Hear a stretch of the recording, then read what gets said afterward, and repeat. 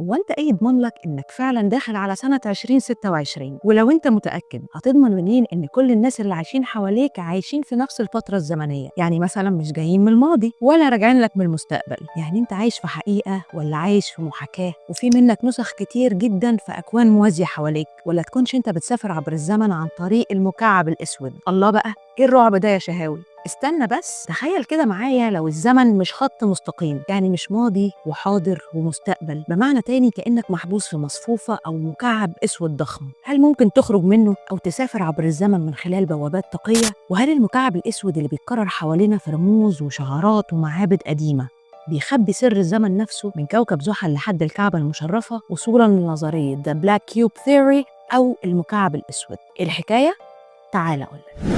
المكعب الأسود اتاخد عبر التاريخ على إنه رمز للزمن والقيود. في نظرية اسمها نظرية المكعب الأسود أو The Theory of the Black Cube، بتقول إن المكعب بيرمز لزمن زحل أو The Saturnian Time. زحل في الميثولوجيا الإغريقية والرومانية كان إله الزمن والعقاب، ومن هنا جت فكرة إن المكعب الأسود هو سجن الوعي داخل الزمن. عشان كده بتلاقي المكعب في أماكن كتيرة جدا، تماثيل وشعارات لبراندات عالمية. ده كمان البعض بيربط ده بالكعبة كمكعب أسود، لكن هنا لازم نفصل، لأن الكعبة رمز روحي وديني مختلف تماما عن الرمز الفلسفي، إنما التشابه في الشكل هو اللي فتح باب التأويل، خصوصا إن لون الكعبة الأساسي مش أسود، ده مجرد كسوة اتغير لونها عبر الزمن. دكتور مصطفى محمود اتكلم على الزمن وقال إنه مش مجرد خط مستقيم، ولكن عبارة عن بعد إحنا نجهله تماما، وده بيقربنا من فكرة إن الزمن مش مجرد حاجة كده زي ما إحنا فاهمينها بمفهومنا البسيط قوي. وهنا بقى بيجي السؤال الأهم، هل إحنا أصلا عايشين في واقع حقيقي ولا في ماتريكس أو مصفوفة ضخمة؟ هقول لك يا سيدي، نظرية ذا ماتريكس أو اللي اتشهر بيها الفيلم سنة 1999 بتقول إن الواقع اللي شايفينه ممكن يكون محاكاة رقمية معمولة من كيان أعلى أو حضارة متقدمة،